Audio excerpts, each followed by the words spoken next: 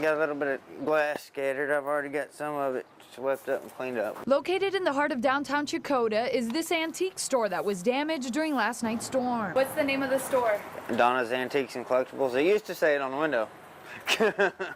The name of the store nowhere in sight this morning, instead a busted out window and door. The broken glass sprayed into the store and even shattered some antique plates. James Humble, who manages the store for his grandmother, spent the morning sweeping up the broken glass and boarding up the front of the store. East of the antique shop, we spotted a local restaurant boarded up with plywood.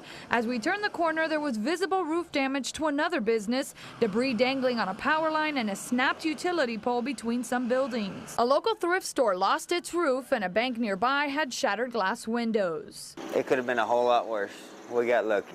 A few blocks away on Southwest 2nd Street near Highway 266, trees blocked the road. Power lines were tangled in trees, and almost everywhere I turned, I spotted an uprooted tree. Resident Leona Teague woke up to this after hunkering down in her stairwell with her cat. I get up and I look out and I see this tree has fell on my house already. And then the sirens in town goes off. As she waited for her son to come clean up the mess, she told me she thanks the Lord she and her neighbors survived last night's storm. Yaremi Farinas, Tulsa's Channel 8. Jimmy Ellison of Kingfisher, Oklahoma, walked towards this smoldering boat, hoping it wasn't his. I know it's mine, no doubt. His 40-foot K-Yacht houseboat burned in last night's fire at Pier 51 Marina in Sand Springs. We've been working on it for the last 14 months, so we're just about to finish. He says he paid $17,000 for the vessel and invested another $6,000 to renovate it. Painting inside and out, putting carpet in, new flooring, plumbing. Everything inside was brand new. He and his wife spent at least 200 hours fixing it up. Their goal was to have it ready by the end of this week. I'm retiring this Thursday, and I'm without a boat. The reality that this is what's left of his retirement home is devastating to Ellison. Now he and at least 7 other boat owners are left trying to figure out what to do. I was just trying to figure out what I need to do with my boat. Whether we need to figure out some way to get it out of the water or put it back in the slip for a while, I have no idea. This is new to me, so. Ellison says all he can do now is wait for an insurance claims representative to come out and survey the damage. It's not the marinas' fault. I mean, it's not anybody's fault. It's just a fire. It happens, and we'll see. Yaremi Farinas, Tulsa's Channel 8. When you see red and blue lights in your rearview mirror, many of you probably assume a police officer is pulling you over. That's exactly what one Sand Springs woman says she thought as she was driving in a dark, quiet neighborhood at 44th and Spruce Thursday night. She said it was a white Tahoe that pulled her over with a light bar on the top or in the window, and then a push bar on the front and lights in the grill.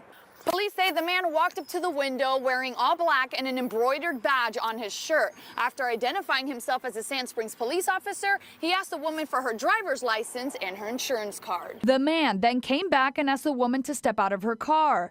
That's when she says he sexually assaulted her while pretending to perform a pat-down. After he finished, he just gave her back her stuff and walked back to the car, didn't say anything. Captain Todd Ensbrenner says he is positive the man is not a Sand Springs police officer because the department does not have Tahoes in its fleet.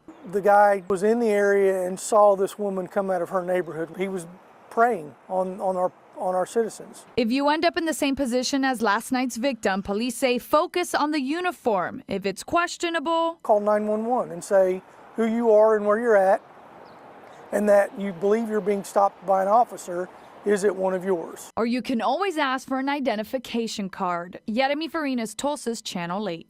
Locker number 35 carries special importance for Catoosa basketball coach John Coons. Dylan's one of those, I'll never forget. 40 years from now, his picture will still be hanging somewhere. This locker belonged to one of his players, sophomore Dylan Jernigan. He just had that infectious smile, attitude, goofy. Jernigan's outgoing personality captured in this picture given to us by Coach Coons. Seeing him lumber in, walking through the gym, just made me smile. He was a young man full of life and focused on improving his basketball and soccer skills. But his time was cut short after a tragic accident. My guys are my family, so, when you get the call and that something like that happens, you You know, it's just like one of your own kids. Catoosa police say on Sunday morning, Jernigan was driving near Pine and Lynn Lane when he suddenly left the roadway, striking a concrete culvert. The impact flipped his truck up against a telephone pole, trapping him inside the vehicle until help arrived. Jernigan's heart stopped beating Tuesday night, leaving Coach Coons and his players with heavy hearts. Everybody will miss him. You know, it's like I've told some of the guys, it's, you know, and I'm gonna do myself, is you just gotta, you know, take something from his life and take something from this event and apply it to yours. Yaremi Farinas, Tulsa's Channel 8.